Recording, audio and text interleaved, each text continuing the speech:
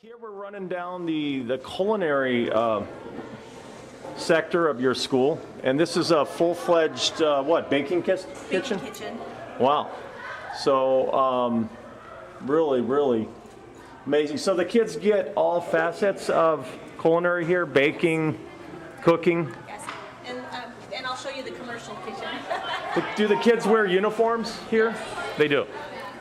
This looks like I'm just looking inside. Today's homecoming, so the kids aren't really engaged right now. But this is the pastry kitchen, full-fledged pastry kitchen. You see, it's a really large facility. And what do we have here? It looks like the dining room. This is our banquet room. We change this depending on the events. Wow. Our hospitality students run this, and they set this up for a career day, a college day.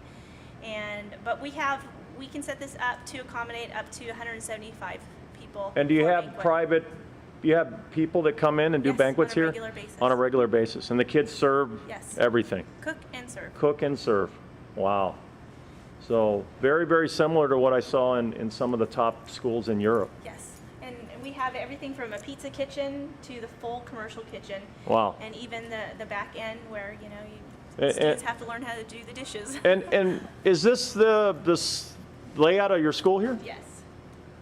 Wow. And I would imagine here in Las Vegas with the hospitality industry, I mean, getting a job in this wouldn't probably be too tough, right? Not tough at all. Yeah. And these students, once again, in this area, they go out into internships, and a lot of them are given jobs. You're in the culinary program. Tell me, you're seniors? Yeah, we're both seniors. Okay, and what's your name? I'm AJ Love. Okay, and? Okay, and what do you plan on doing when you leave this program? Want to go first? You want to go first?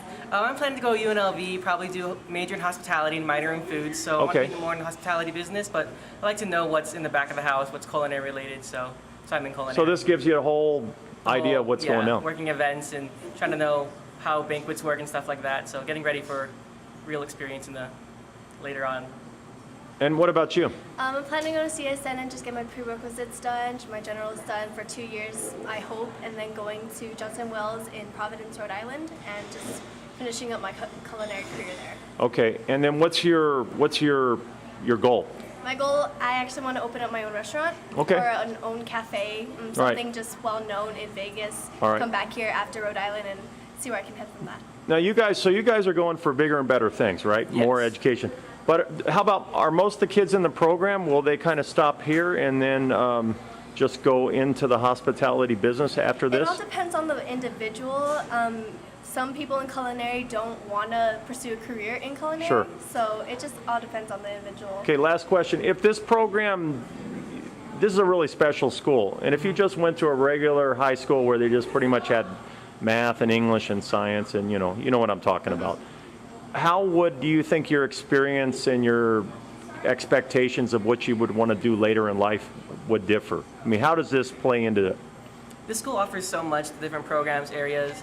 So learning these program areas helps you think about what you're going to do in the future. Sure. If you do your program area or learn to do something else. So either love it or like it and just learn on.